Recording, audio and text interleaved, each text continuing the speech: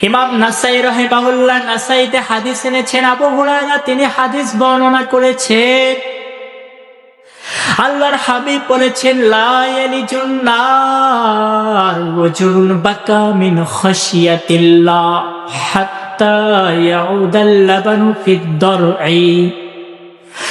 আল্লাহর হাবিব বলেছেন, কোন ব্যক্তি যদি গাভীর উলান থেকে দুধ বের করে, গাভীর উলান থেকে দুধ বের হয় না, গাভীর উলান থেকে দুধ বের করার পরে এইটা যেমন আবার উলানের ভিতরে ফিরানো সম্ভব না, এটা যেমন উলানের ভিতরে ফিরানো সম্ভব না। হে মুমিন, কোন বান্দা যদি আল্লাহর ভয়ে চোখের পানি ছেড়ে দেয়, তাহলে ওই বান্দাকে আল্লাহ জাহান্নামের আগুনে দিবেন, এটাও কখনো সম্ভব না। সুবহানাল্লাহ। হাদিসের শেষ এবারে আল্লাহর হাবিব বলেছেন, ওয়ালা ইয়াজতামিউ খুবারুন ফি সাবিলিল্লাহ ওয়া দুখানু নারি জাহান্নাম। নবীজি বলেন, কোন ব্যক্তি যদি জিহাদ করতে গিয়ে যুদ্ধের ময়দানে তার যে ধুলাবালিটা আছে, সেই ধুলাবালি যদি তার শরীরের মধ্যে লেগে যায়, তাহলে ওই শরীরের মধ্যে কখনো জাহান্নামের ধোঁয়া কখনো স্পর্শ করবে না। সুবহানাল্লাহ, কত বড় ফজিলত! এক ফোঁটা চোখের পানি বের হয়েছে আল্লাহর ভয়ে, আল্লাহ তাকে কখনোই কি করবেন না, জাহান্নামে দিবেন না। তাহলে আমাদের বেশি বেশি আল্লাহর ভয়ে কান্না করা দরকার, তাই না? ইমাম তিরমিজি হাদিস এনেছেন, উকবা ইবনে আমির তিনি হাদিস বর্ণনা করেছেন, এক সাহাবী প্রশ্ন করেছেন, মান নাজাহ, যে হুজুর কি আমল করলে আমি নাজাত পেয়ে যাব? আমরা মাঝে মাঝে বলি না যে হুজুর কি আমল করলে আমি মুক্তি পাবো? সাহাবী প্রশ্ন করেছেন যে কি আমল করলে আমি নাজাত পেয়ে যাব? তখন নবীজি বলেন, 3টা কাজ করবা। কয়টা কাজ? নবীজি বলেছেন, নাজাত পেতে চাও তাহলে 3টা কাজ করবা।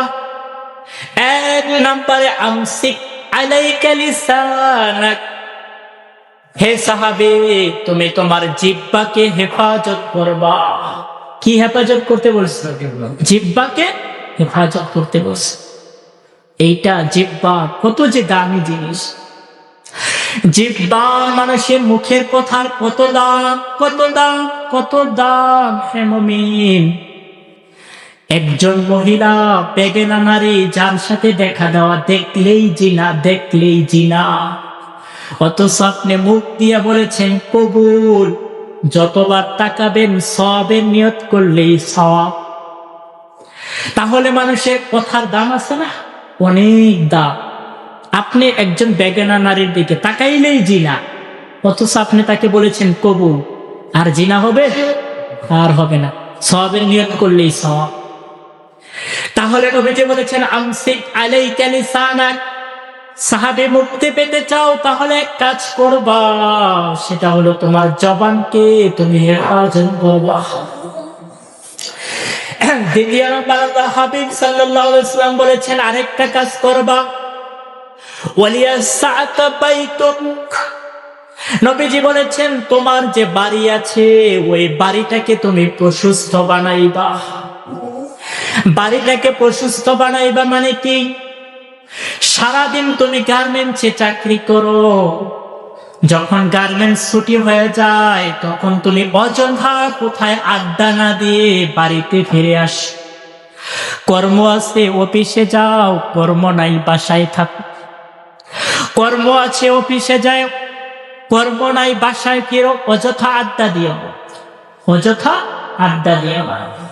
তাহলে নবীজি বলেছেন বাড়িটাকে প্রশস্ত বানাও, মানে যখন তোমার কোনো কাজ নাই তখন তুমি বাড়িতে অবস্থান করো। বোঝা গেছে? 3 নম্বর, নবীজি বলেছেন ওয়াবিকি আলা খাতিআতি, হে সাহাবী যদি মুক্তি পেতে চাও তাহলে একটা কাজ করবা, সেটা হলো বেশি বেশি আল্লাহর ভয়ে তুমি কান্না করবা। সুবহানাল্লাহ। তাহলে যদি কেউ মুক্তি পেতে চায় 1 নাম্বার কাজ করবে জবান হেফাজত।